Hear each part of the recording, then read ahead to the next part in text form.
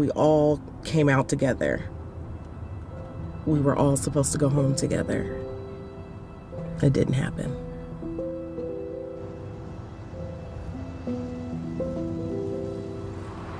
We had all went to the movies.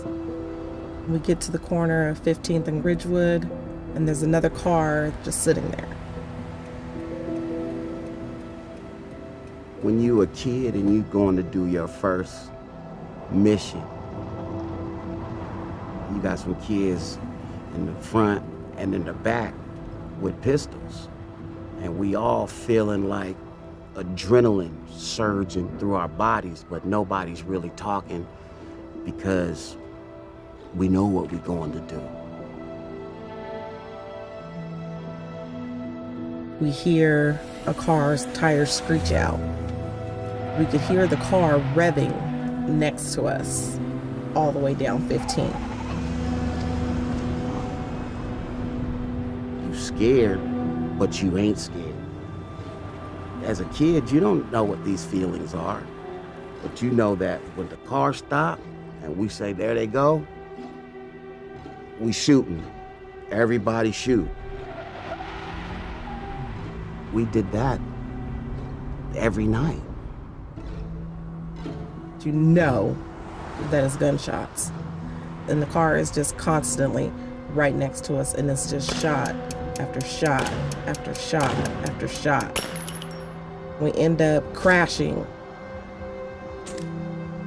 We all jumped out the car and start running towards the store. They had already called the police and the ambulance and everything.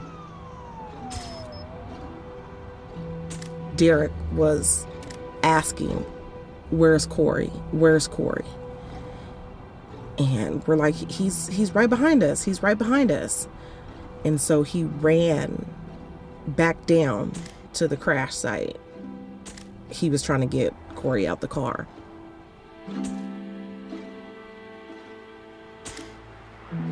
On the walkie-talkies, you could hear them say DOA at the scene. So we knew he was gone.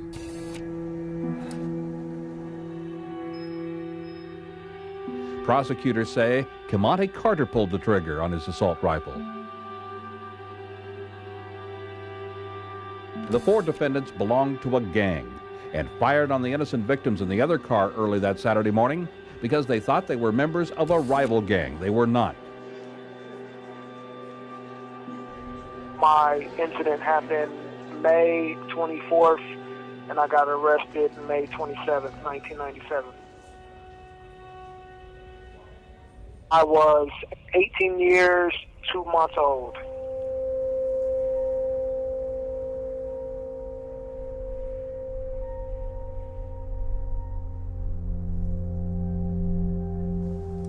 I came to prison. I was young, couldn't speak very well, wasn't really educated. Some people believe that in the gang lifestyle that they were somebody. You was important to a particular group of people.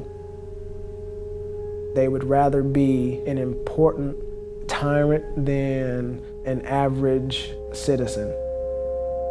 That's the struggle. Some people are afraid of being who they are. The road isn't easy. Growing and developing isn't easy. Prison isn't easy.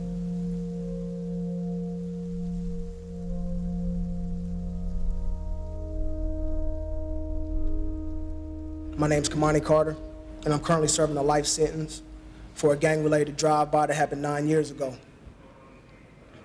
My victim was innocent. He was also a student who was attending college. His name was Corey Pittman. At this time, I would like to apologize to the Pittman family, because only now have I begun to understand that the enjoyment of life once taken away can never be replaced. And I'm sorry. My history is the life of a lot of kids out there in our community. And my reality as a young man doing life in prison will be their future if we don't start creating better ways of dealing with our children.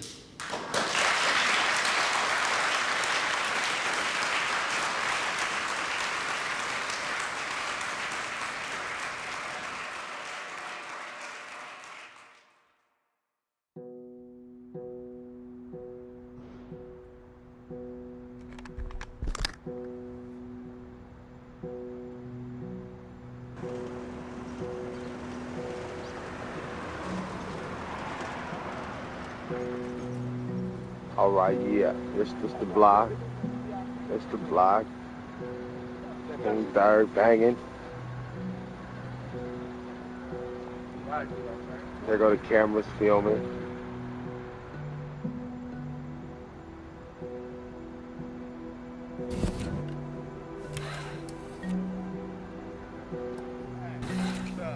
Yeah. Hey, we gonna do that though.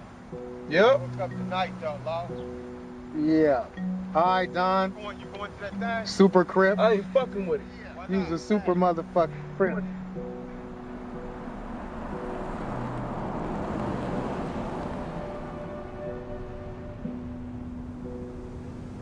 Been a long time since I've been through here. Yeah. You're talking almost 30 years. Neighborhood looks a lot better than it did back in the late 80s, early 90s, doesn't it? Yeah. A lot of homeowners. Yeah, it looks a lot different. It does.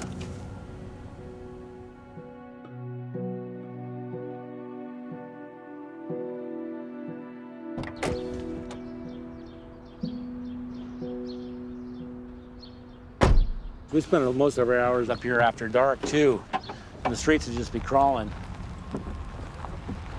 We just started out like any other patrol partners where we were just handling regular police calls. And then we'd be on a burglary call or a vandalism call, and we said, what was that? And we'd hear shots being fired, you know, a block away or a couple blocks away, and then it'd be return shots, somebody shooting out of a car. How many times did we come across bodies in the street? People who've been shot laying there.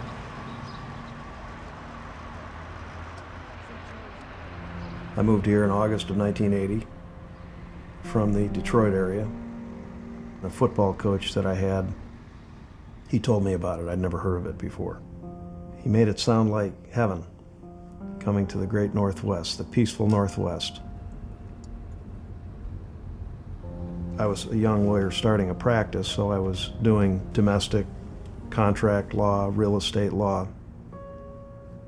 By the end of the 80s, early 90s, it was almost solely felony defense. The News Tribune had a headline comparing Tacoma as being Little Detroit.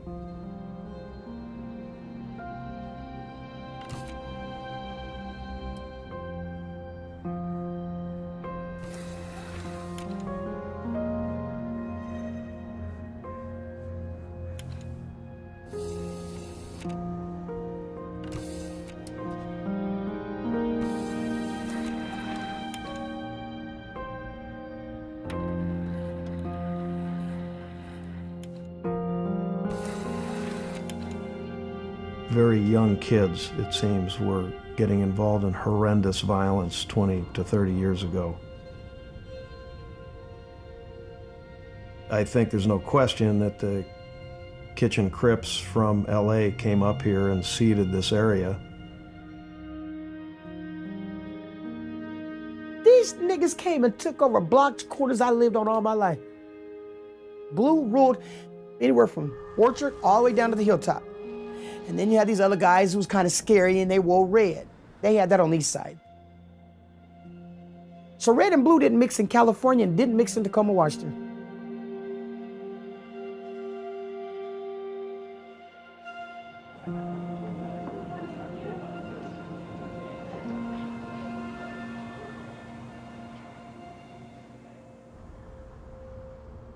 Tacoma is about 30 miles from Seattle.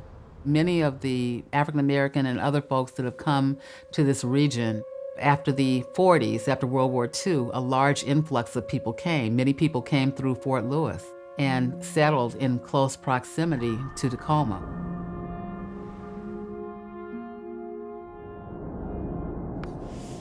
Because of redlining, people were redlined into certain areas.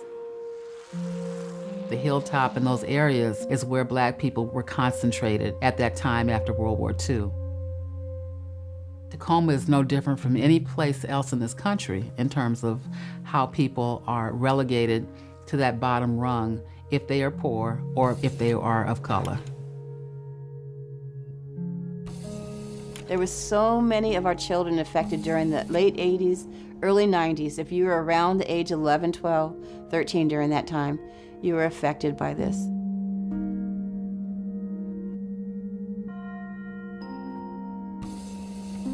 So many of the kids didn't survive. They were killed. If they didn't die, they're in prison for a long time.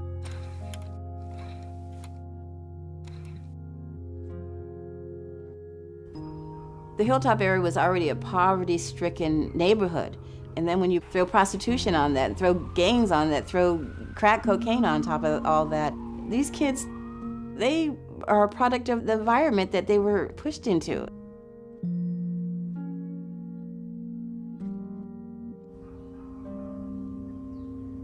And there was so much dope that was just saturated in Tacoma alone. It was just ridiculous. In 1988, it was flooded. We lived in a world that was unbelievable. We did things that I never knew that I would live to see this day. Oh man, the drugs, the guns, the few alleged killings. These kids grew up in something that a lot of people don't want to face reality about.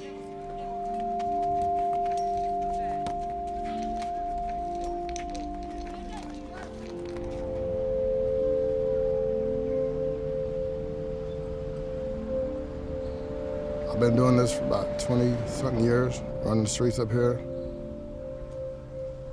trying to make a rep, make a name for myself and my friends.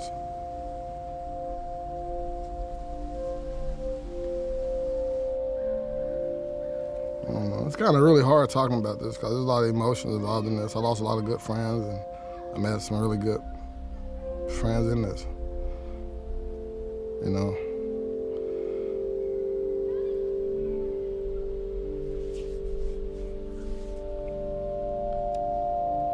But I am a blood. I'm a bounty hunter, east side Tacoma, Washington. That's my family. That's all I knew when I came up here.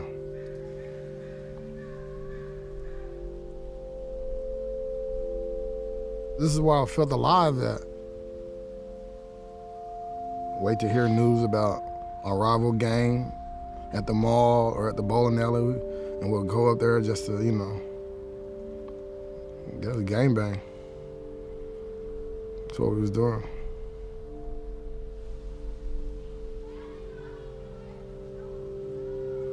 But out here, like, we had some freedom. Smoke weed, drink, talk to girls, drive cars up and down the street fast. The woods was away from the police. Kind of like slavery. When the slaves broke away, they ran to the woods. We seen the police, ran to the woods.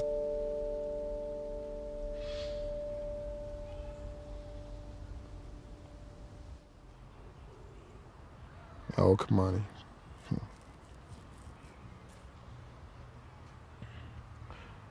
I just would have turned out different. Sometimes, you know, you can't turn back time, but I wish he just would have listened, man. He wouldn't even be in this situation. He's a good dude, just was lost. I guess we all was lost. It was the blind leading the fucking blind out here. We didn't know no better. Kimani used to be out here with us. You know, baby Quickie, young gangster, young brother just eager to prove his worth. I was 18 when I met him, but he was doing the same things I was doing, you know, and he was only 11 to 12. He felt like we were his family. Little baby gangster. We couldn't tell him what to do. We want to do it this way. He looked at you straight in your eyes. Had this no fear attitude. He needed something, like I never seen his mom around, like, you know, I knew she was there, but you know what I mean, he was just outside with us, so it was like, come on. I didn't know too much about Kimani's dad. I never seen him. I seen his mom. I seen how he grew up into like a really bad situation. Apartments was run down, poor looking, really no food, really bad. He was basically raising himself. That's where we came in. And here we was, picking him up, keeping him out with us, showing him the ropes, showing him how to run the streets a little bit.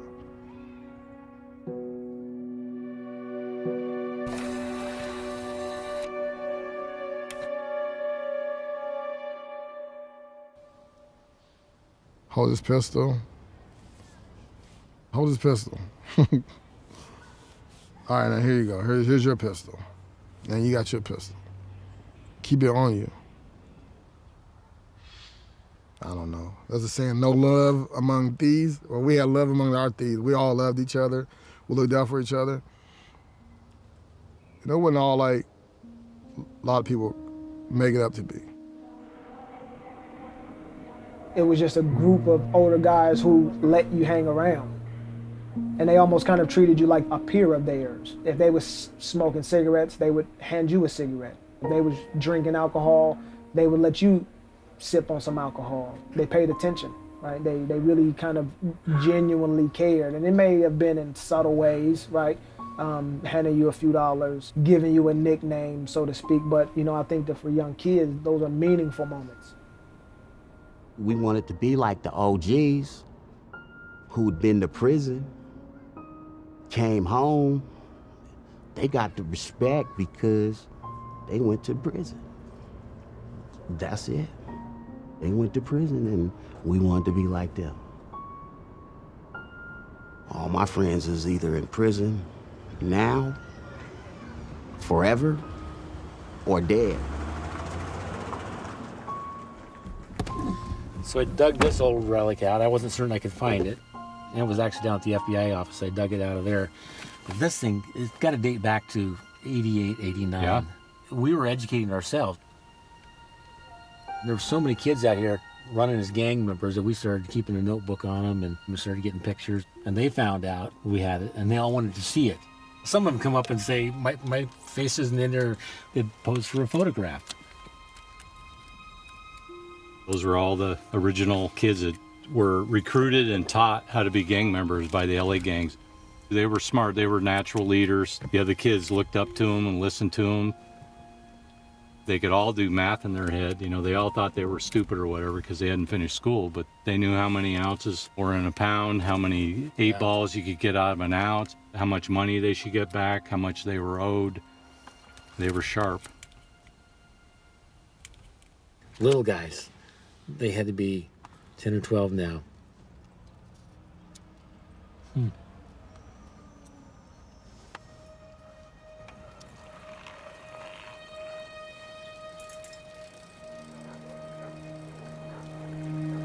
The first time that I've ever encountered law enforcement, I was young. I was a kid.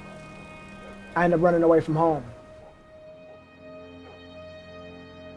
I was basically living in this abandoned house with all of these other teenagers and kids.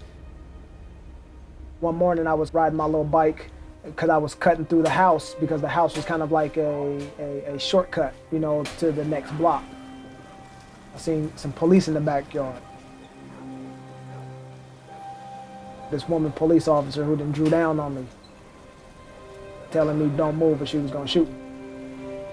That's the first time I've ever got arrested.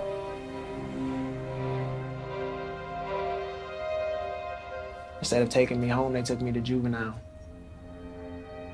I was 11. I guess they kind of charged us with burglary. Those kids that I hung with, I kind of claimed them as my family. When I didn't have no home, that's what was there for me.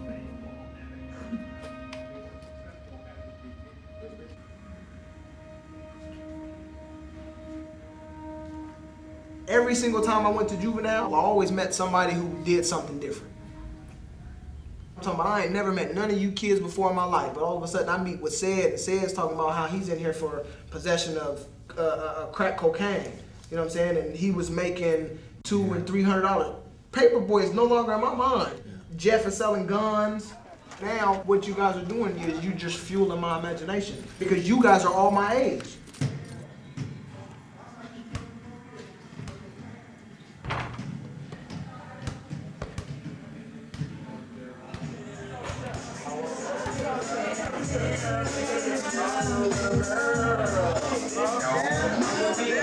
Southside Hilltop coming through.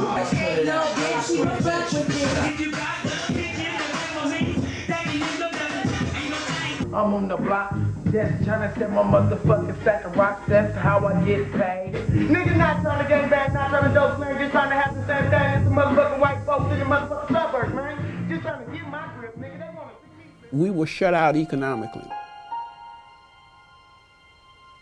We're still shut out economically. The institutional racism that we have around economics still persists. The underlying issues haven't changed.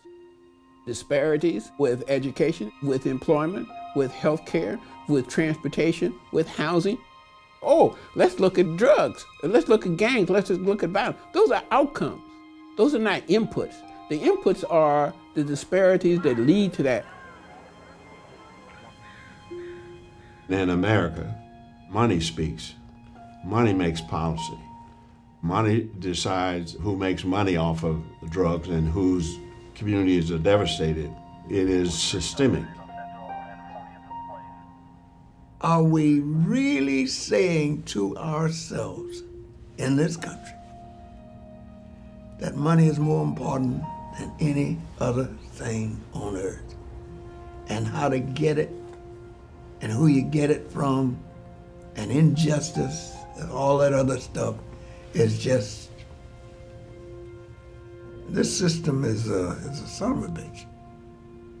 It really is. If that's all you leave for me to have, I will make it work.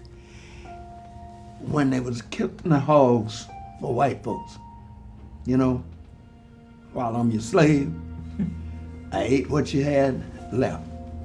And you damn sure didn't leave no pork roast for me and no baby back ribs.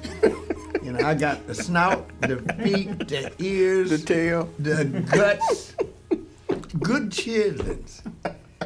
And Mama and them made it the best they could because that was what they had.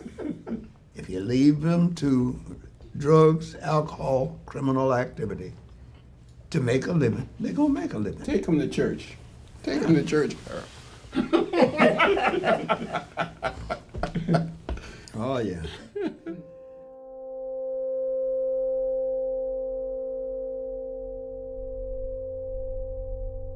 I was a single mother raising 2 children on the hilltop. Didn't have much money. The California gangs came up. Made it so appealing to be a gang member. I could maybe put $10 in his pocket for allowance where they would give him $1,000 in his pocket. I always think that if Willie had been younger or older, he wouldn't have been swept into that lifestyle, but he was just a prime age for what they were looking for. He was 11, and they were already starting the recruiting process to get Willie and many other young ones to sell rock cocaine and powder cocaine.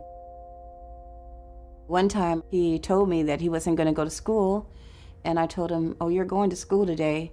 And he made a phone call, and 10 minutes later, there was 3 cars in the alley, gang members sitting on the hood of their cars. They were brandishing guns, and they told me, your son's not going to school today because he's coming with us.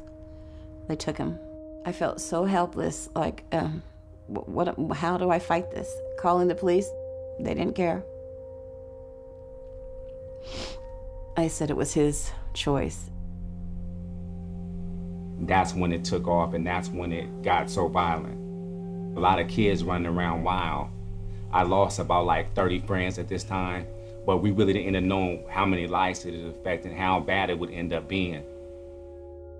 It just got worse, and then finally one day I was at work, and my husband at the time told me, you need to get home because the police are going through your house for search warrants.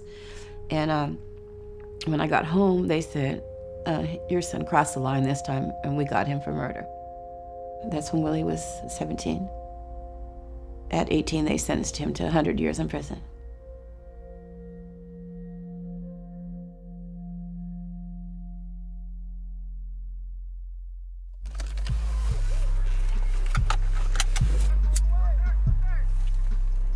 In elementary school, the teachers called me that problem kid. So I was labeled early. I ended up getting kicked out of school.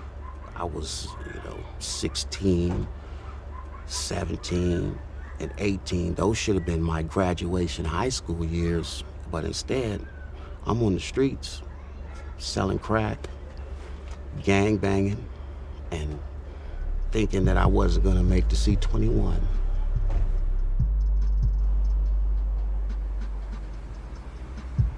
I would get dressed in all red and ride the bus to the hill just to walk around and wait for a group of blues to approach me. First, I would try to fight them, antagonize them.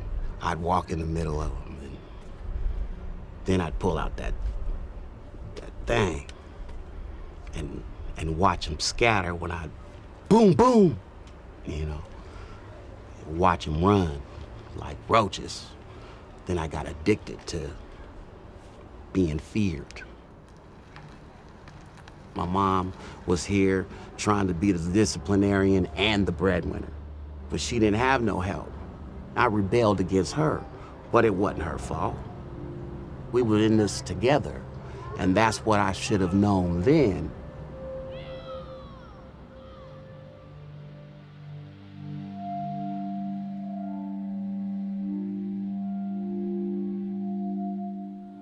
My mom was my first love. Up until the mid-'80s, when crack became the reason to be for her, it was okay. But she had an addiction, and it grew monstrous. Her addiction to crack superseded everything. Her dignity, her ability to reason, her desire to be a mother. It was one of the things that broke me. Tanya's mom was on drugs, doing her thing. My mom was in the streets on drugs, doing her thing. So we were at grandma's house where we were safe. Luckily, our parents had enough sense to put us somewhere where we would be cared for. We're young, and we got older cousins in the streets, and like I said, we're at grandma's house. We seen the lifestyle. We wanted the money. And we seen the boys, and we were fascinated, and we were 11 and 12, and we were walking to the boys club, and all the gang members used to be on 15th, so sooner or later, they started calling us over. And from there, we was the homegirls. I didn't like the life that I was living, but somehow I felt helpless to change it. I felt like I was just being carried on this wave of circumstance. Not being able to have a job, not being able to be the person that I thought that I could be. I just couldn't seem to get to her. I remember a few days before being incarcerated, crying out to God and knowing how trapped I felt, knowing how limited my options were. And I just wanted out of that life. I didn't stand on the corner, I didn't do drive-bys, but I had a boyfriend that did. And I had fooled myself into thinking that if I just stayed on the fringes of that lifestyle, that I couldn't get caught up. It wasn't true.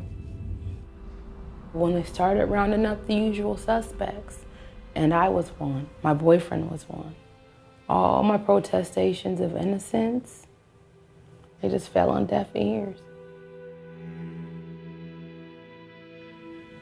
For a lot of those kids who are 14, 15, 16 years old, they're able to think abstractly to a certain point. Being able to calculate the consequences for their actions, I don't think that they've matured enough to do that.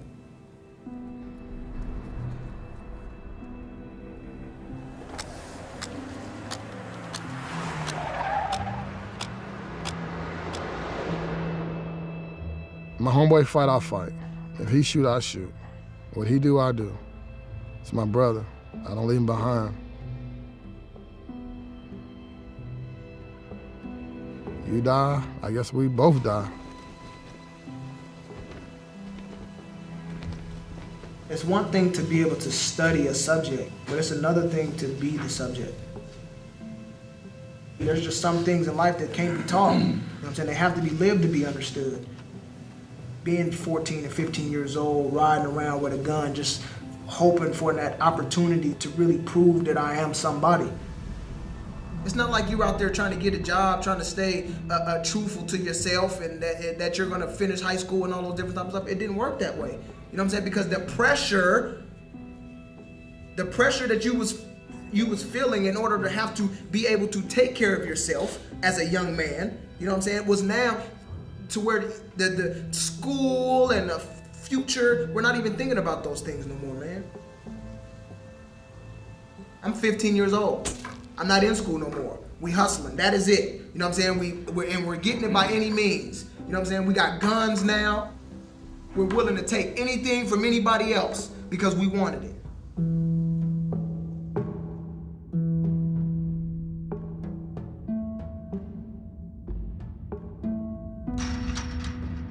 It's just a vicious cycle that we all trapped in. The ghetto trap, what it's called, the ghetto trap. You know, they give us guns and drugs and then wonder why in the fuck we thugs. We socialized that way to believe that prison and death is a normality. It was so much death. You just get to the point that it's just no more tears. You just become numb. These kids are numb. It was normal for us to go to a funeral once a week. Whether they was having a funeral on the hilltop or whether they was having a funeral for the east side. One of those two.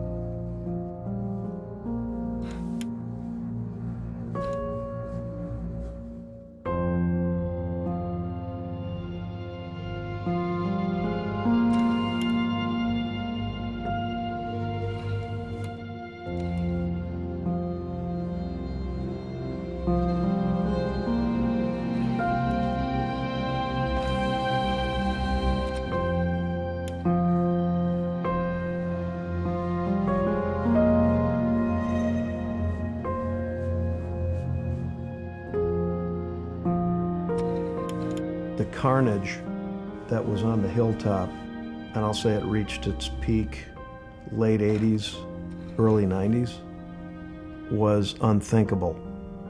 At one point, I went to 10 funerals in 6 weeks.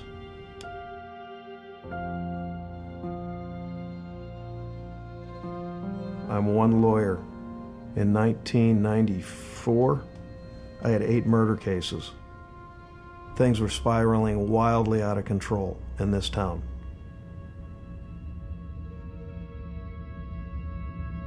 There must be no doubt about whose side we're on.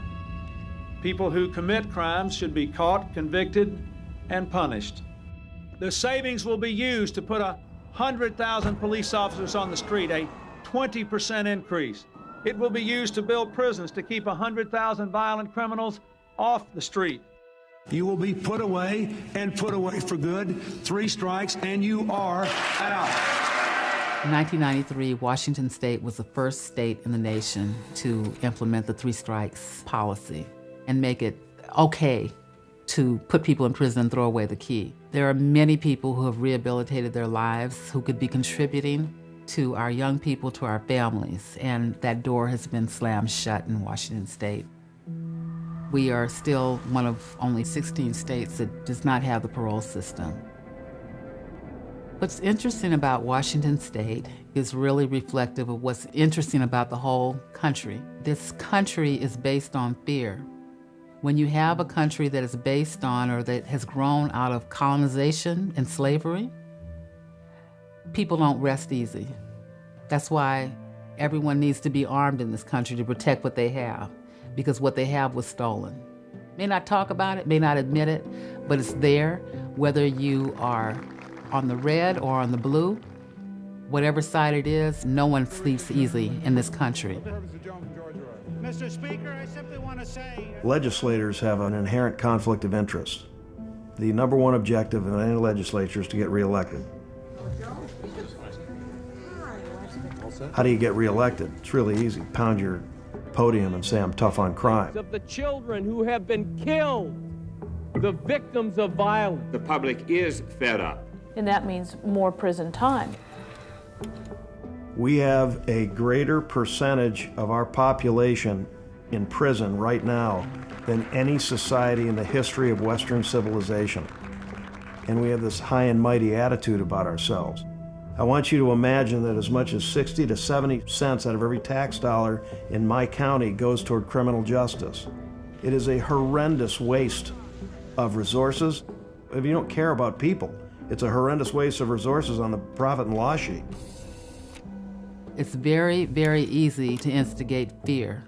That's what happened with 3 strikes, because the face of the threat then became young black and brown men.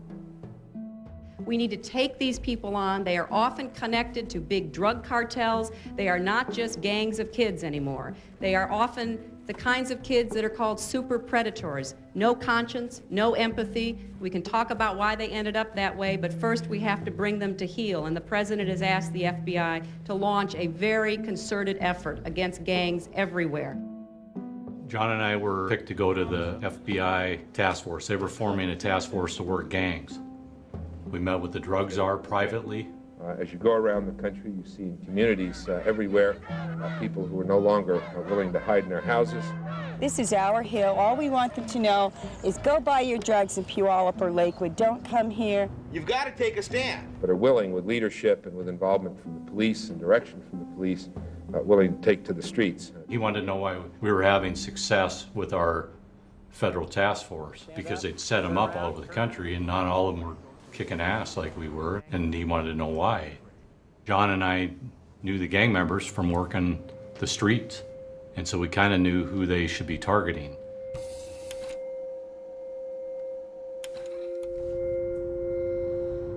The police started doing more sweeps. They would just get the kids and round them up for whatever little reason they could. If they could get them on a sentence, they'd give them a long sentence, keep them from ever coming back. They used to plant dope on these kids, plant guns on these kids, kick in doors and then get the search warrant later. I got you. When they got you down there in that damn bay in the tank, they got you one of them rooms all by yourself, and if they caught you by yourself, your ass is going to jail. It may not have even been a criminal activity. They just, because they were out there, they'd get them just on loitering.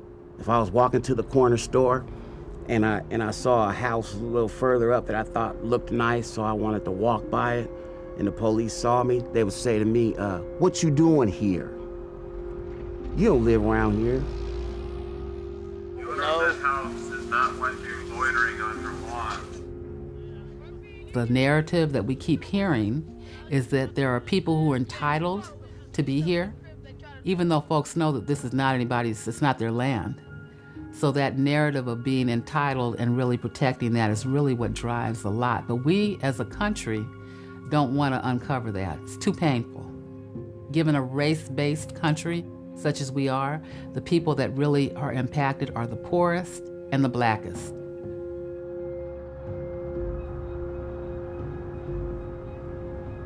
Looking back now, I'm able to see everything that happened. I wasn't able to see it then, so I wasn't able to avoid the traps that were set for me. A lot of us weren't. I don't want to excuse any of the crimes that were committed, because there were crimes committed, but some people didn't commit crimes and were just caught up in the friends that they chose. And it wasn't even the friends that they chose, the friends who they grew up with. This is the neighborhood you lived in. These are the kids you went to school with. These is the people whose auntie house you went to eat Sunday dinner at. Most of us didn't just wake up and say, I want to be a gang member. This is what I'm going to be in life. We just grew into that because this is what we were exposed to in the neighborhood.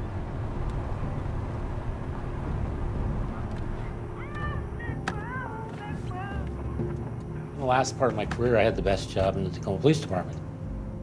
I had ultimate freedom to set my own targets and my own investigations. As long as I was producing, they left me alone. So didn't have a lot of supervision. By the late 90s, the Hilltop area was pretty much cleaned up.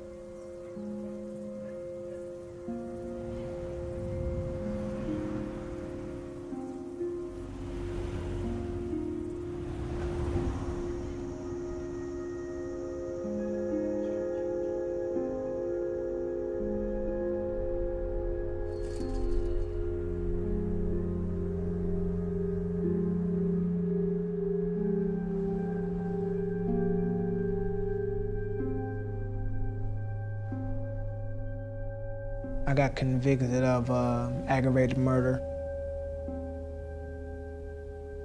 a drive-by. Aggravated murder is the highest crime in Washington. They changed some law in a hard time for armed crime in 1994 that says if a murder occurs during the discharge of a firearm from a motor vehicle, then you can be subject to the death penalty or life in prison.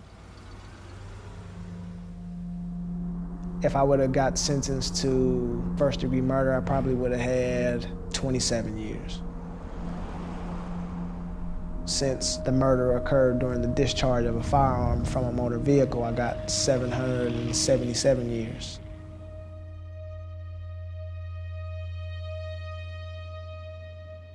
The reason that a judge did not have the ability to give him a sentence of less than life without parole is that the legislature made it an aggravating circumstance to do a drive-by shooting.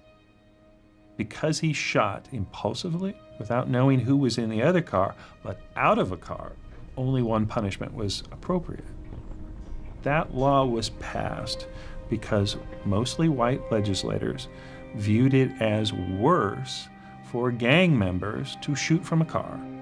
It was a clear reaction to the fear of black and Hispanic individuals. Use a weapon in the commission of a crime. The promise of the criminal justice system is that it rises above race. The title of the bill will be the title of the act. When I work in Washington State, that's a state that is overwhelmingly white.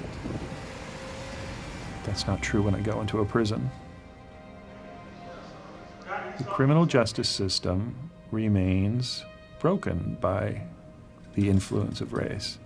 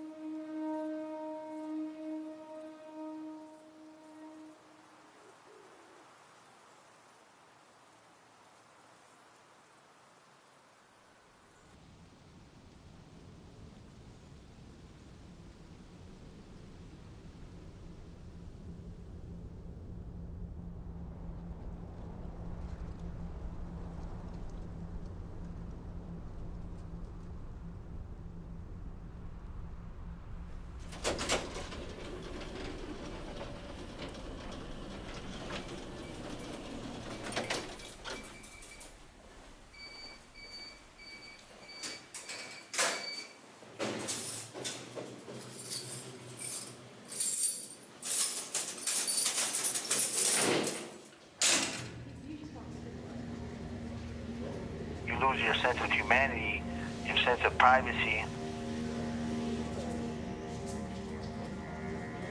You're surrounded by metal and concrete. It's dehumanizing. You feel like cattle, you feel like something that's not real.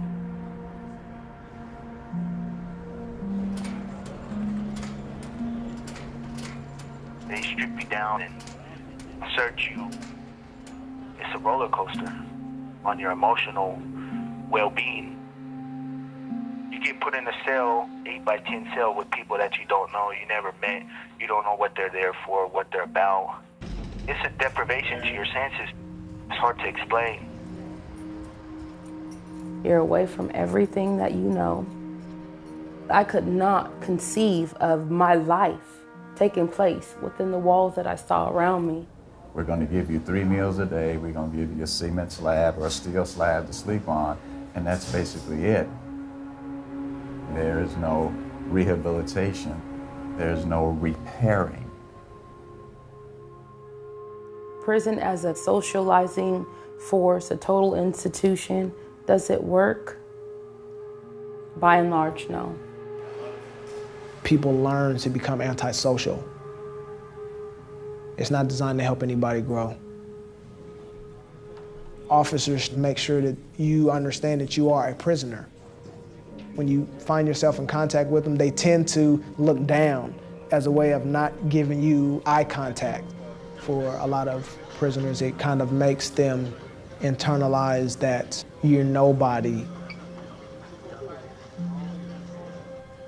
I don't think that as prisoners, we're treated as people.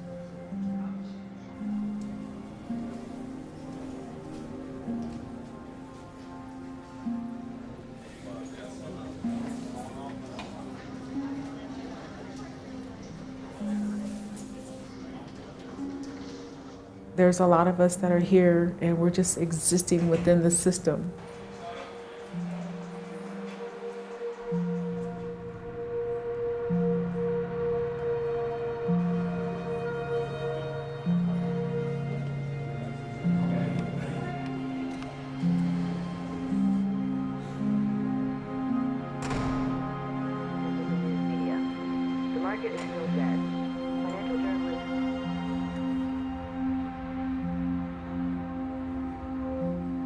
I believe it's an organization that is used to be profited from, because I really don't believe that it takes almost 40 years for a person to change. We are security, job security.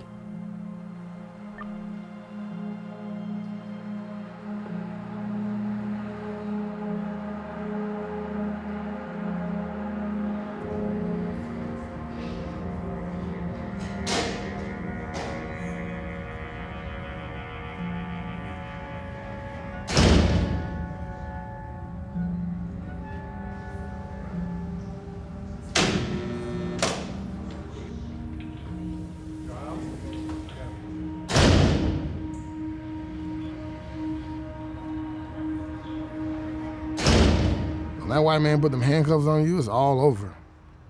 It's like modern day fucking slavery.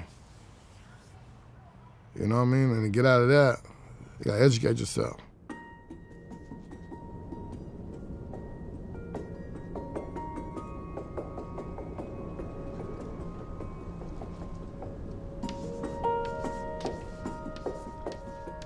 Whatever your lifestyle is, we're gonna figure out how we can tackle those issues so we can be better men in here today. What you remember about a situation affects your perception. Your perception about that situation and what you remember affects your reasoning. And it ultimately equals problem-solving skills and how you handle everything that you deal with in your life, which ultimately led me to prison and gave me the sentence that I have today. Because I remember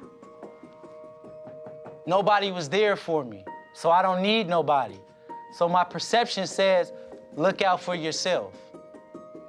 My reasoning is, who else is gonna do it? I don't remember nobody being there. Problem solving is, I'm gonna cut some corners as soon as I get a chance.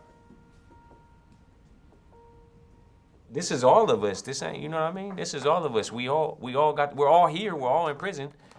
It took me 30 plus years to address some of those memories, to really stand up to some of those memories and say, that's why I acted like that. Anything that's not growing is dead. It's for all things in the world, man. So whether you 50-something or whether you 20-something, if you're not continuing to grow, then you dead mentally. Some of us have been residing in a mental death. And this class is to start you to thinking, to start working towards healthy thinking. And outside of this room, man, if any of you guys ever need to speak, you know what I mean? If it's in the gym, the weight room, wherever, man, if we need to talk moving forward, you guys got that coming. Young man, good to see you. Wait.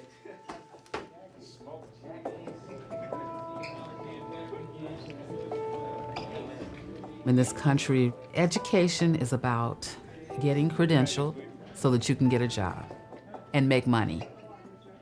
The Black Prisoners Caucus is about liberation. How do you use education as a tool to get healthy, to really understand your reality so that it's relevant, and to change your reality and to transform. The Black Prisoners Caucus has been here before I've even been born, actually. It was birthed out of the discrimination that was alive and well in the prison system. The Black Prisoners Caucus was founded by men who were incarcerated kind of on the wake of the Civil Rights Movement, Black Power movement. It was that whole awareness of what it means to be Black and to be powerful in the 70s that was contagious everywhere. It was really developed to just strengthen our community, both inside and out.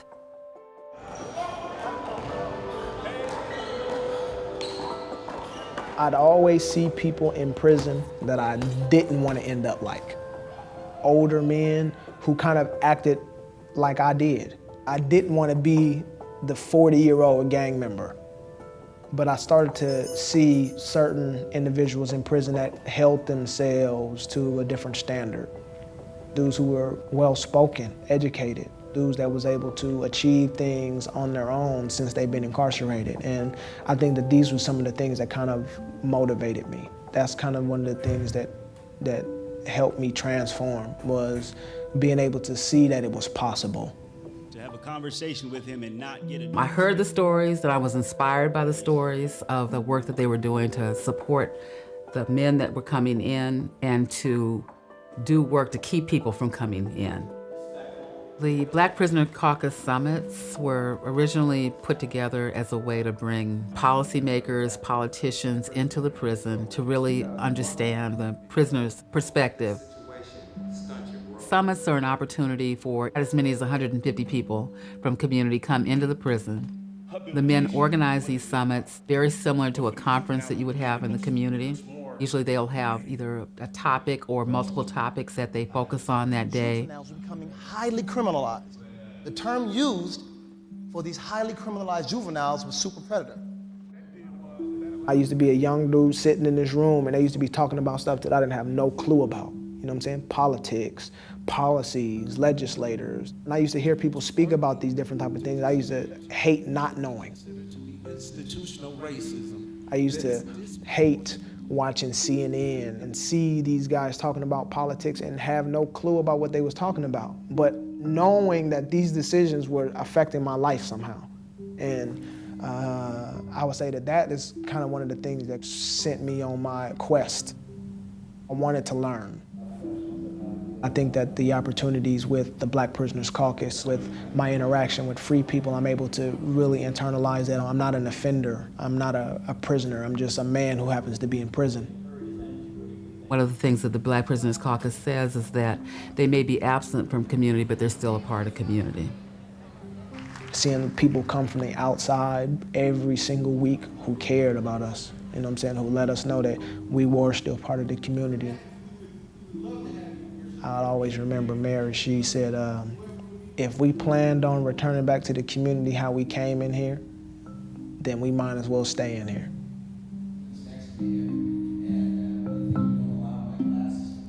I was the president of the Black Prisoners Caucus at Monroe. I went to the hole for a Class A infraction, possession of a cell phone. Because I was life without, it didn't grant me the opportunity to stay at Monroe.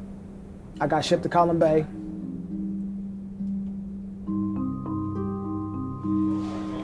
At Monroe, the Black Prisoners Caucus was essentially a large part of everything that was going on there. But when I got here, there was nothing. I basically just reached out to administration, and they was kind of hesitant on allowing us to be able to have the name Black Prisoners Caucus. It was too radical for them, I think, for something to have black in it.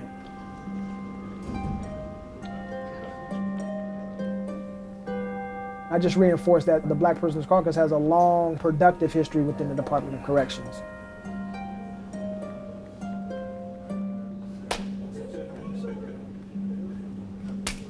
And so eventually it wore on them. Black Prisoners Caucus. All right, it's unanimous. You know, we've been able to really get going. And so, you know, as we started to have some of our first meetings, the idea was now, what is it that we want to see, right? What are the opportunities that we need in order for us to, you know, really stay committed on improving self? you'll begin to meet people who's been down longer than you've been alive. People locked up since the 70s. And so you'll realize that, you know what? They're really not letting people out of here. How many of you guys got 7 years or more? How many of you guys got more than 10 years? 15? 20. 20? 30? 40?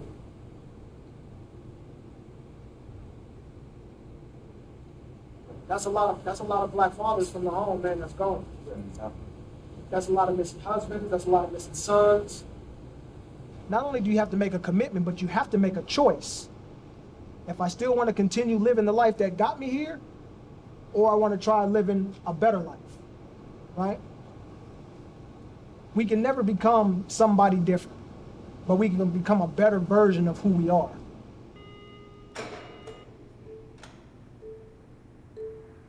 Almost immediately upon entering Clallam Bay, I found out that a few guys had just started a program that they called Teach, and it stood for Taking Education and Creating History. Me and Kamani Carter, I've been knowing him since we was kids in the same streets. He was on the east side, I was on the hilltop.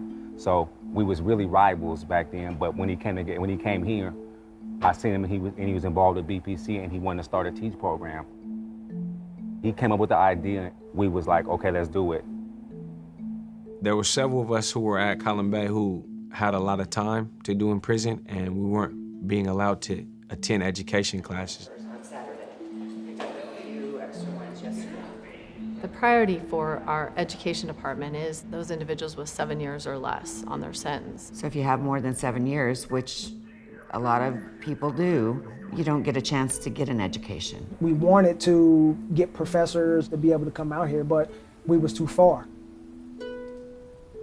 So the next thing was, do we either let this program go to waste or do we figure out the way to make it float? So the way that we came up with was, we'll just teach the classes. Just work backwards from here, and then we're just gonna move on. So we knew that we could teach math, we knew that we could teach writing, and so it was more about the skill sets that we already had and being able to just really nurture those and provide those in a classroom setting. 2 and 8, All right, and so y equals 4. So a negative and a negative is a positive. All right. We reached out to a lot of prisoners, right? Guys who had degrees and all that type of stuff, but then we also quickly came to the realization, just because you have a degree doesn't mean that you can teach. Eventually, we began to find guys who teaching was something that was a natural talent for them. We set about creating our own syllabuses and our own curriculum and teaching our own classes. It started changing and shaping people's thinking, and from there, the word spread. When I got here and was working on the school floor, I blew by the Teach classroom, and it was the first time I ever seen a classroom being taught without an officer in it. It was prisoners lifting up prisoners. And so when I seen these guys doing this stuff, I had to be part of it. And we're combining the 2 quarters. Half 2 hours within the day. We decided to diversify our board. This way we can attract more students, but also we can understand each other more. It's reaching all corners of the prison. Part of me coming on board with this was seeing what you guys were doing and wanting to get behind that. I was like, yes, finally, an opportunity for me to go and do something productive that wasn't provided before that inmates created. We've created a support group for positivity in the most unlikely of environments. We've been pitted against one another for so long, it literally allows the prison to run itself. As long as they stay separated, we ain't got to worry about them coming together, becoming knowledgeable, fixing the social issues that end up landing them in prison in the first place. The more that we begin to educate ourselves, the more empowered we become. The less manipulated we can be, the less oppressed we can be. Now what we're beginning to realize is that we can get more accomplished together than we can apart. There's a lot of invisible barriers that exists in this environment and in the world at large. This is why I'm so keyed in on politics, because I understand that politics is the system that created these invisible barriers to keep the masses of people separated for the purposes and objectives of a small group of people who manipulate the masses and reap benefits off the masses by turning them into commodities. And so when I look at situations like Teach, I begin to deal with guys across ethnic lines. And I know that sometimes this is uncomfortable. I try to be the one that always say, man, you're a man and I'm a man, so we can talk. We can put all the other stuff to the side. You trying to be better and I'm trying to be better, so we can talk. Teach is a communal learning environment that's not physical, but it's mental, and it's spiritual. Emotional. And emotional. Yeah, absolutely. It's an energy that we are connecting between each other, and we're building a society. When I first heard about the Black Prisoners Caucus and Teach, I expected it to be more exclusive rather than inclusive. But we have everybody here. The thing is to be able to also empower you, to give you a seat at the table. The uniqueness about Teach is that not one of us in this circle has a degree in education, but every one of us can put together a class and teach it in this classroom. When I got here, I didn't really think about anything about Teach. I just saw it as another program, right? As another program that maybe it was run by the administration, and as always, you know, in prison we tend to be suspicious about any program that is run by the administration. I saw that you have African studies, you have Asian American studies, and you have the Viking history. It made me realize that I want to take my chances on learning about this program. Everybody wants to learn about where they come from, and then they start learning about who they were, and start getting pride on the accomplishments that their people have created throughout history, and then it makes them want to accomplish something and add to something instead of constantly taking away. So, okay, so last week we were talking about the mestizo concept, right? On what you guys think about the concept of mestizo. Mestizo is a Spanish word that means something which is mixed. This mestizo concept outlook deals with the usage of words like half-caste, half-breed, Ladino, cholo, coyote, rice eaters, cherry pickers, border jumpers, wetbacks, etc. The same people who colonized these lands and titled it America are the same ones who are able to tell you who you are and how far you are able to get in life.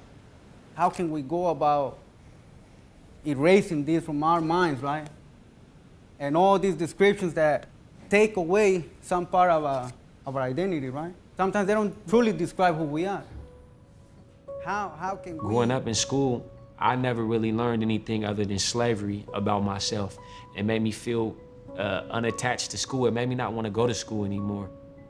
We didn't get to really see ourselves in the text. I teach an African studies class now. It isn't only to teach African studies, it's to teach these young Black men that they're more than what we've been taught, the power that they hold. We're more than what we've been taught that we are. One thing I learned in the Asian American Studies class is like when a country is conquered or whenever there's a war, whoever wins writes the history on that. So now you got them writing a bad history about whoever they conquered. That's where a lot of those barriers and walls were created. Your whole life, you think you know something, and then when you finally learn something new, it's like, man, I've been served this disinformation. So that's what I took out of the cultural classes that helped me, you know, open my eyes to be more tolerant of those that are around me and that I'm shoulder to shoulder with every day in prison. Like, yeah, algebra stuff that we got. Yeah, it goes up into that. Yeah, I put all the class stuff together already, so. We haven't always worked together in here by any means, right? We spent the majority of our youth working together through fights on the yard. Yeah, I'm covered in swastikas and tattoos, and there's no question about where I stand around here, but at the same time, just because you love who you are and where you come from. It doesn't mean you have to disrespect somebody else. I start my class by talking about why the Viking Age started and the similarities that are on parallel with other cultures that I had no idea about. I didn't know anything about Mexico or Central America prior to taking Marco's class. Through our cultural classes, we learn about who we are, about our people, right? And we understand that we have a commonality, right? We learn about our humanity for the most part, you know, and I think that's essential for us to see here today, you know, learning about our humanity, not about if we brown, black, white, you know, just the fact that we human beings and that we learn all the struggles that we've been through. It's our way to take basically history with our hands, you know, and basically create it, you know what I mean?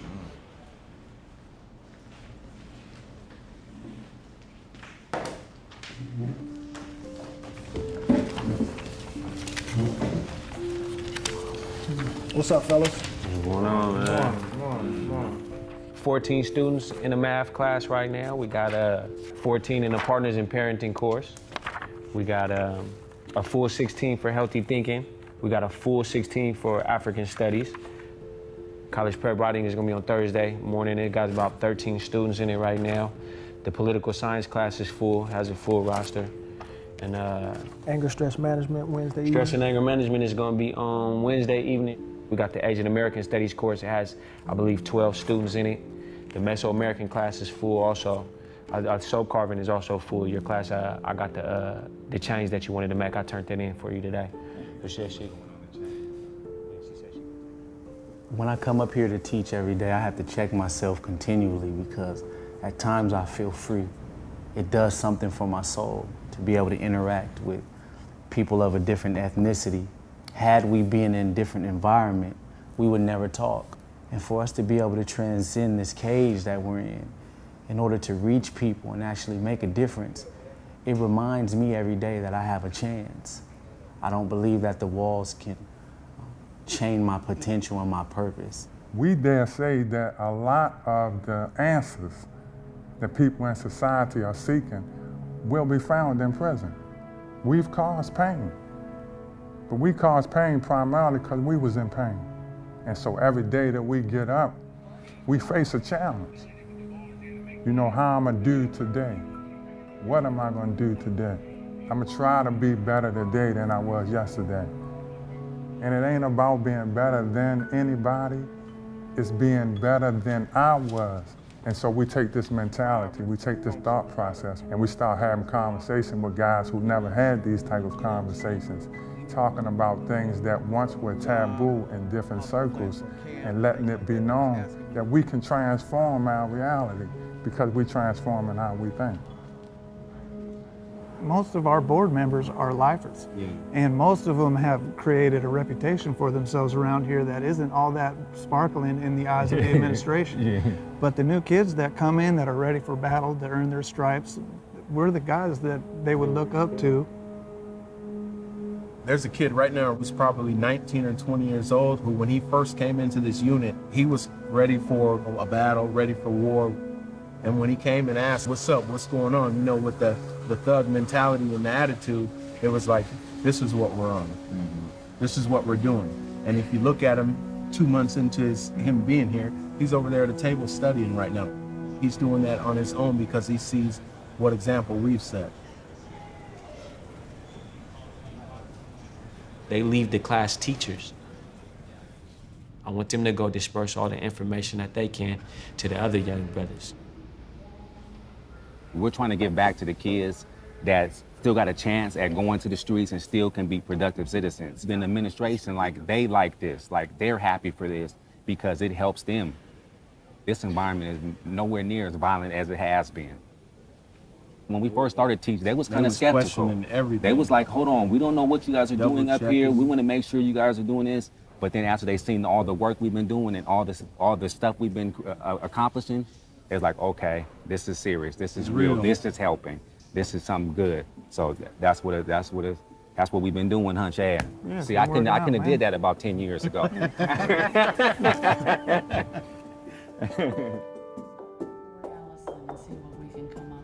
because it can essentially just. At first, I really didn't want to leave Column Bay because of the things that we were doing up there that were so powerful, and the relationships that we had with administration. I didn't think that we were going to be able to duplicate some of those things, so I thought to stay there in my comfort zone and continue to build. DeMar was coming up for his time to leave also. DeMar set his mind on Shelton, and I went to my review right after that where I spoke to my counselor and they asked me where did I want to go. When it came time to transfer, they told me Shelton, so I was happy. I sent word to DeMar that I was coming, and he sent word and said, good, I'm glad because I've been having some problems with trying to get the PBC started here. Most of the people that live in this county work at this prison. This is not a diverse community. The most diversity they have is behind these barbed wire fences. Some days, they have a challenge accepting me. So you can only imagine what the challenges would be around a Black Prisoners Caucus. The fear that I hear is that, oh, you know, the name is the Black Prisoners Caucus. It's a black gang. We should be fearful of that. People who form ignorant, short-sighted opinions about things like that haven't taken the opportunity to participate and learn really what is going on there. Welcome to the Washington Correction Center, and thank you for being here today. I attended that youth summit, and I was speechless. I listened to the stories that were being told. The things they had to say really resonated with me and drew me in. The things that we have been through and the things that we have been around. I was worried what others would think of me. Would they think I had gone soft? That was my concern. I used to think that not to gangbang was a sign of weakness. I only intended to be there for a few minutes to kind of check in, do an introduction, see what it was about, and when I sat down, I didn't want to get back up. We hope to help young people avoid making some of the same bad decisions that we made. Also, we hope to be able to reach young people themselves. We believe in them and expect them to influence and add to the world. Once we solidified the BPC here, we wanted to move on to the next thing and start the TEACH program because this prison, as far as prisons, is kind of the mecca of prisons in our state. This is where every person first comes to, and this is where every person, if you're transferring from one prison to another prison, you have to come through here. So us being inmates who's gonna be here for a while, we see everybody in the state. They have to cross our paths. I see young guys all the time come through here whose life I've influenced negatively.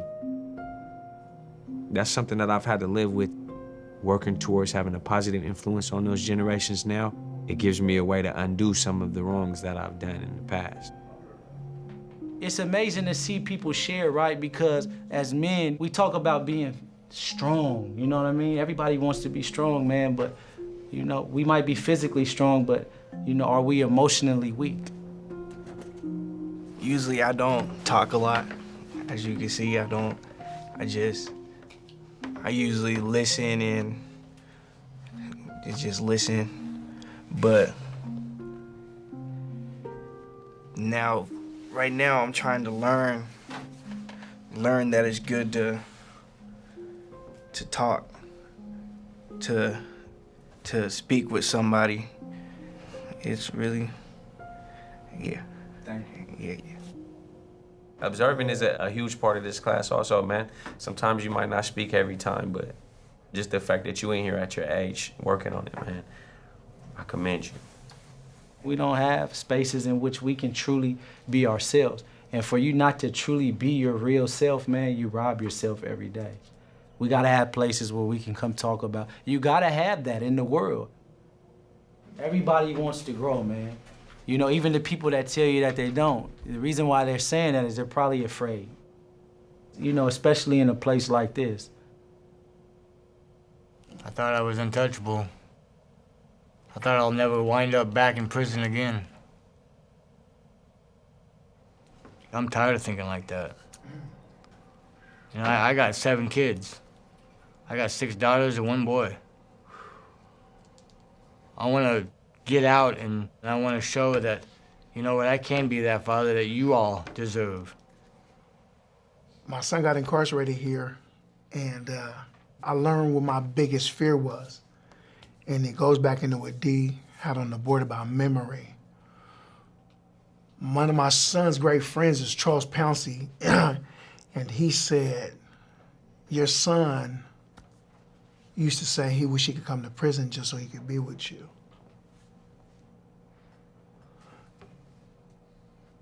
In that moment, I said, this is what you've left your child and this woman and your family to do.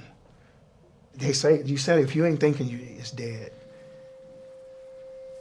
You're never too old to find that peace with your children, with yourself.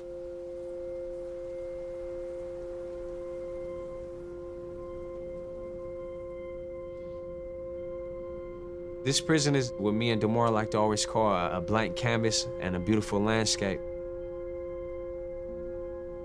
I think that there are a lot of things that we can accomplish here if given the opportunity.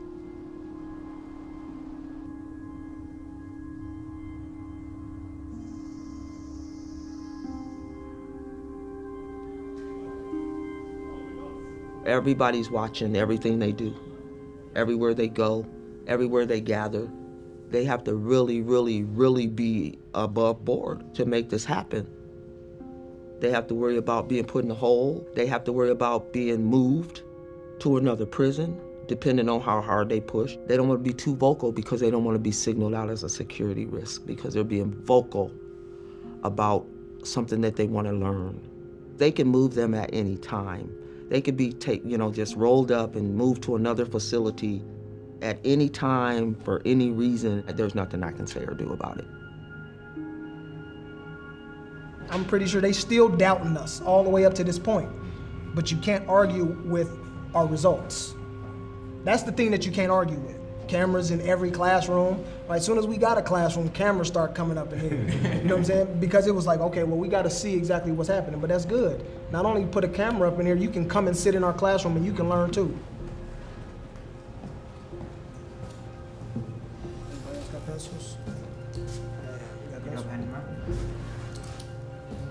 Maturity is the capacity to use one's intelligence without the guidance of another.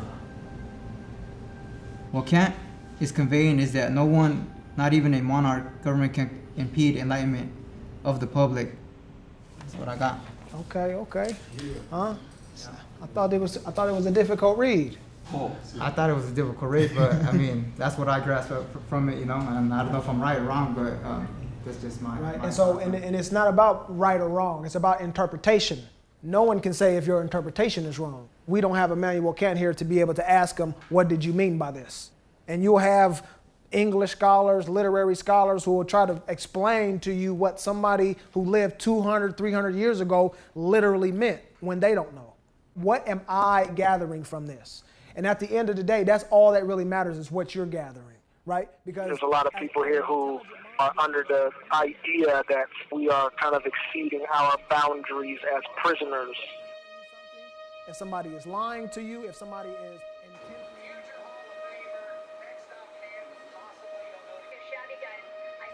I've always been so scared about how I've looked on paper.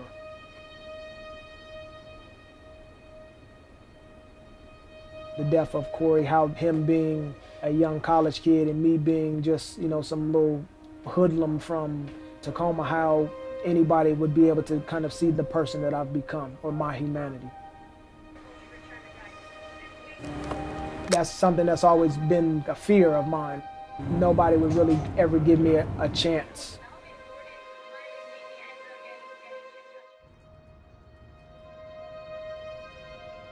Washington State does not have parole. It wiped out parole in the early 1980s. What it replaced parole with was determinate sentences. In other words, I'm going to sentence you to a period of time and it cannot be reduced. Doesn't matter what you do in prison, that's your sentence. Washington has started to figure out that system is not very just, that it doesn't work. And so they've started to bring parole back. They actually brought parole back for sex offenses, and the other group is juveniles. If Comanche had committed the crime 61 days earlier, he was 2 months past his 18th birthday, he would have been a juvenile and he'd be eligible for parole today. The problem with punishment, the problem with setting a life without parole sentence for somebody who was 18 years old at the time of the crime is you don't know who he's going to be 20 years on.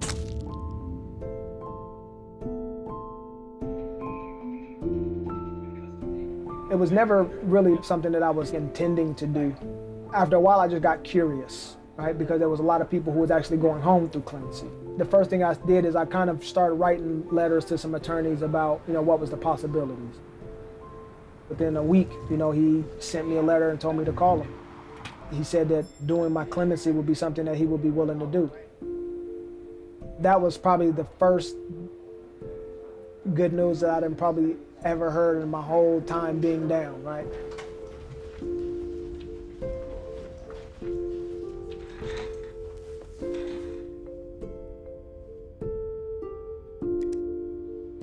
Today we filed a clemency petition with the Washington State Clemency Board. It's a formal request asking for a commutation of Kamanti's sentence, asking the governor to change his life sentence to essentially credit for time served, to let him go.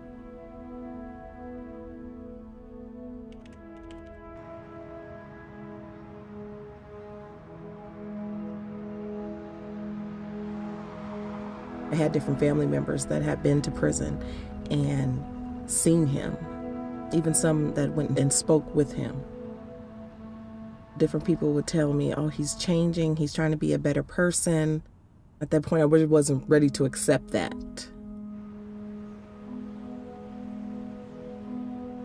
I had thought about reaching out to him. I would start to write him and then I'd throw it away. I did that probably maybe 6 or 7 times. And then I just said, okay, forget it. Probably 6 months after that, Kimani sent me a message. I read it. I read it a couple times over and over. I let some of my family members read it. My grandmother, she raised me from the time I was 6 months old. And she always instilled in us a spirit of forgiveness. And he had asked me for my forgiveness in his message that he sent to me. And so I told him, I said, I forgave you a long time ago. I'm not going to forget what happened. I said, but I forgave you. I said, I understand the challenges you may have had growing up, and I'm not excusing your behavior, but I forgive you. I said, not only am I forgiving you for what you did, I have to forgive you to allow myself to move on and to heal.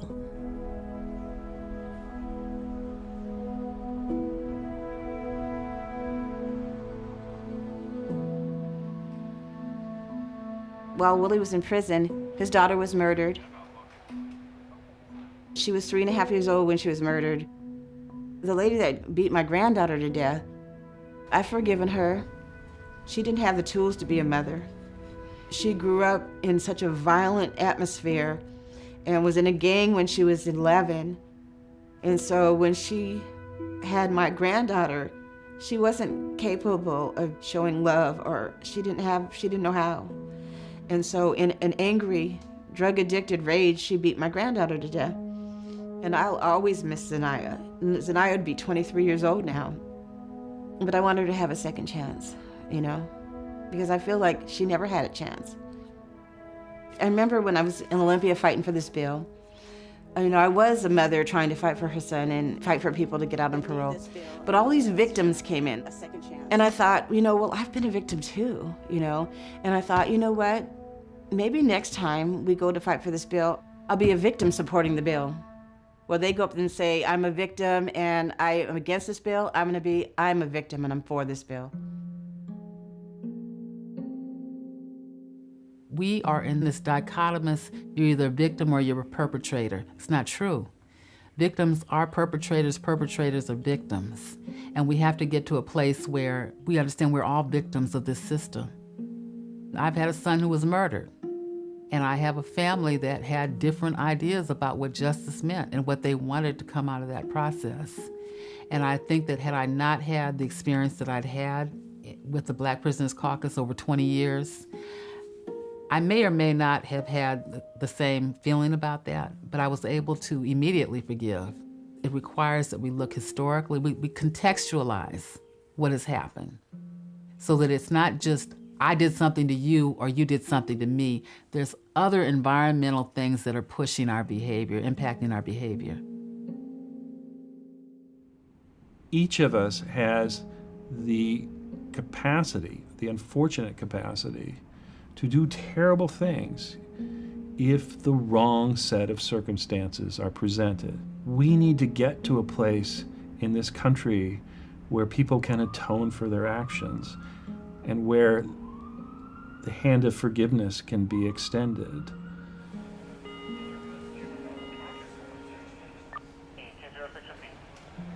Prisons are not institutions that detail the good things that happen in prison. But every once in a while, a prison official recognizes that an individual has accomplished something that deserves being talked about. And in Kamonte's case, a prison official told me that Kamonte had done more in terms of race relations in prison than anybody who had ever worked at that prison. That included professional staff. We submitted our petition with a great deal of hope because we felt that Kamonte had satisfied the somewhat vague standard of showing extraordinary circumstances meriting a change in his sentence. I think that it's more about them being able to see the Kamonte that I've become and not the Kamonte that I once was. So, I think that if they do deny me, it's because they haven't got past that point yet.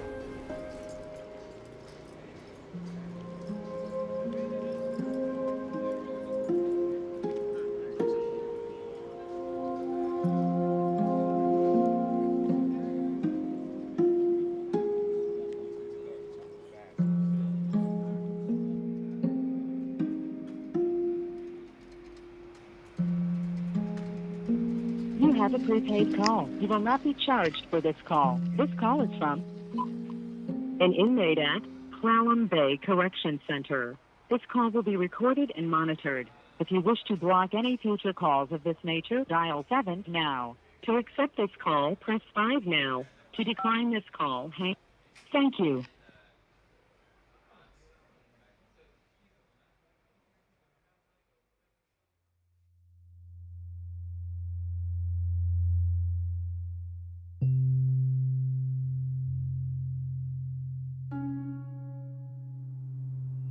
I didn't make none of them changes. I do none of the shit he doing in prison. Made it worse for myself in prison.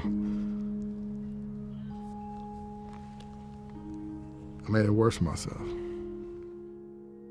I don't want him to lose faith. I want him to continue going on what you're doing because you're helping the next person get out of jail and continue to stay out of jail, to be a better father, son, brother, person in society. Because they put shackles on don't mean you locked up. All right, go ahead, complete your thoughts. My interest is in people like Kamonte who've worked on rehabilitation and who've been told by the system, you will never get out. It does not matter what you do in prison. It will make no difference in terms of where you die. I want to be able to say, yes, it will, because I believe that somebody like Kamonte makes our community a better community.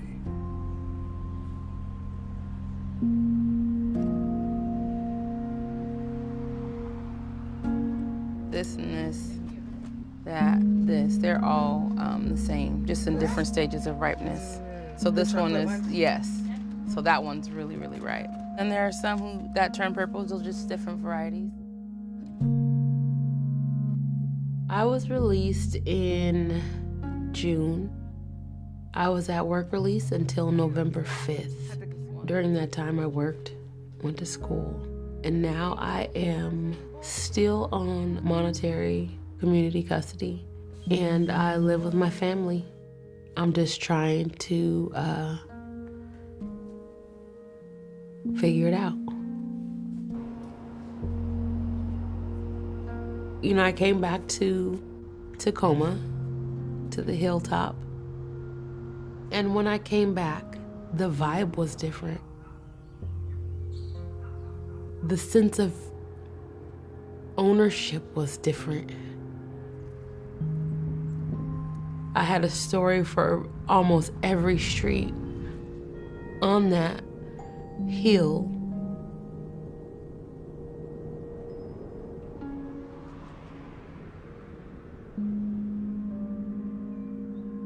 It is beautiful.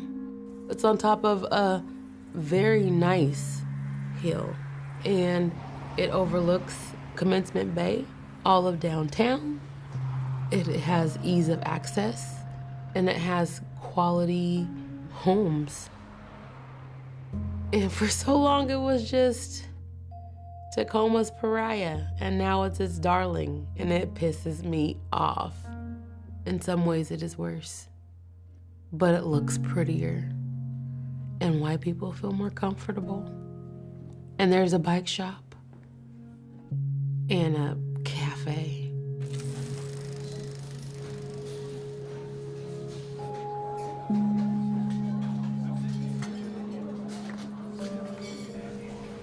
If you look at the hilltop now, you'll see a lot of that has been rebuilt, and now it's being leased out for more money than it used to.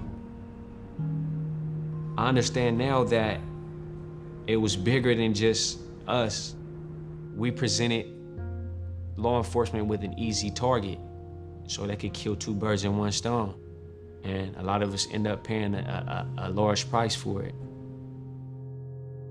You think about all the black men that should be about 45 to 65 right now. And that is the group of people who were literally just captured and put on a different trajectory than the generation before or now the generation after. Not only was our development arrested, the development of a community was arrested with those drugs. There was something that happened that was malevolent, that was planned, that was destructive for a group of people because of where they were at and what color they were.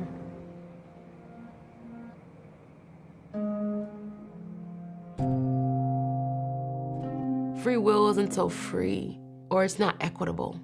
So if you have the resources to have 5 options open to you, and I have the resources to have 2 open to me, how free am I to really choose? And as long as society divvies up opportunity and resources where a certain kind of person has 5 and another kind has 2 for nothing except for superficial characteristics that are outside of an individual's control, it will be society's fault that prisons are full. Society, the state, the government, institutions, all these words that we use that are big and amorphous, that we're trying to make this concrete thing that has power over us is us. And we are complicit in our own captivity as long as we don't know that they are us.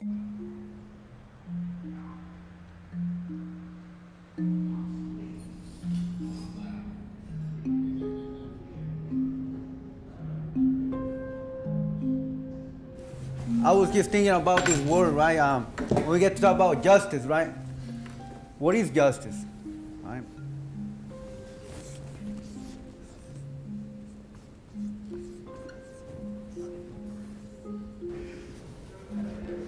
What comes to mind when we hear the word justice? Prison, huh? What do you say? Courtroom. Courtroom. Corruption.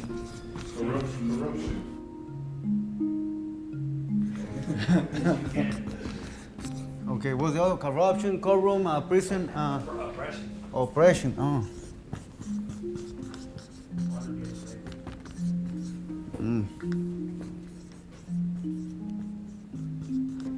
I don't want to say it, but you guys are being a little bit negative, right? Because justice is related to all the bad things that has happened to us, right?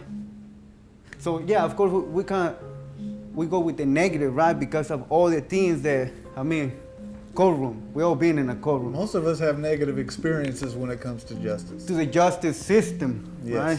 Yes. Okay, so let me maybe kind of rephrase that.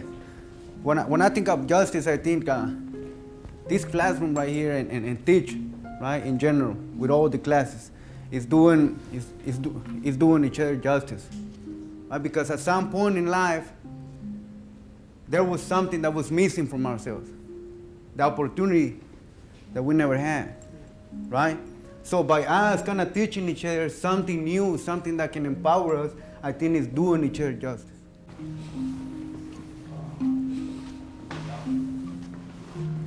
Justice is the penalty or reward for one's actions. I say penalty or reward because justice can be served in a good way also. I just try to make sure that everything that I do, I understand is going to eventually come back on me in some shape or form. And that to me is justice. The good things that I do will eventually come back to me in a good way, and the bad things I do will eventually come back to me in a bad way. It's about integrity for me also. I just think that justice is always watching. Justice isn't a thing just like, you know, if you break the laws of the land, you'll be locked up. That's a small part of justice, but justice is even bigger than that. Justice should control the things that you're doing when nobody else is watching also.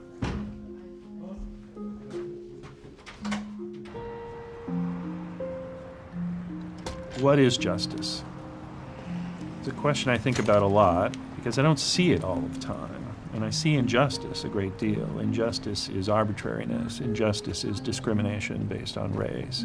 Injustice is treating people in the criminal justice system as a number, as a standard range of punishment, as a formula. Justice has to be individualized. Justice has to ask, how is the community harmed and how can we make it better? And what role should this individual have in making that community better? What is justice? That's a tough one. I'm not certain I'll ever know what justice is. Justice, I'm not sure if I ever thought about it that much. Just do our part in the system, and then the next part had to do their part, the lawyers on both sides and the judges. But I would still feel good about the part I did.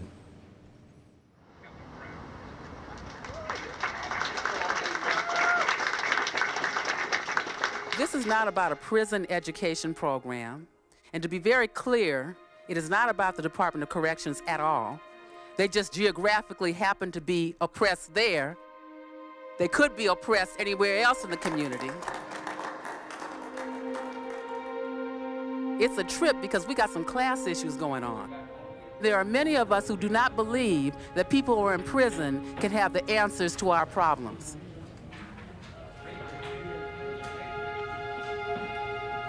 We do not believe that the people sleeping under the bridge can have the answers to their reality.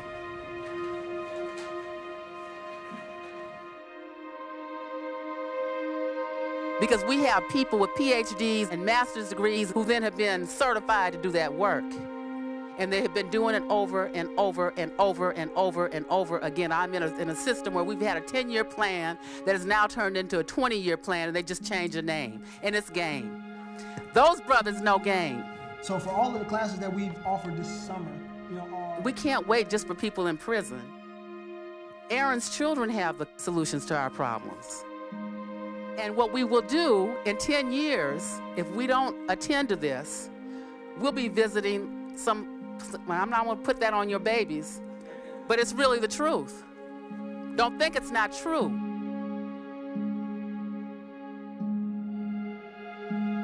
Because they got the DOC, the BOP, the Federal Detention Center, the juvenile system, everybody's in the business. And they waiting for the education system to fail our babies so that they go in there. And I don't even want to blame DOC, because it took a whole lot of institutions to get them there. We failed them. In spite of that, they've got the answer.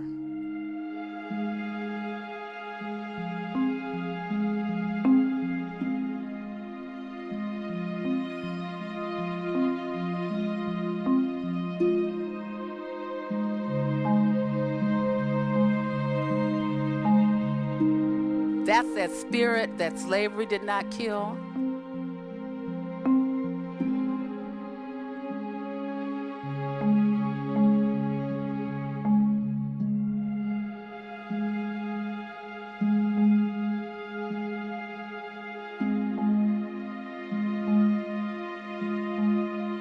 That's that spirit that the genocide, that attempted genocide of indigenous people did not kill.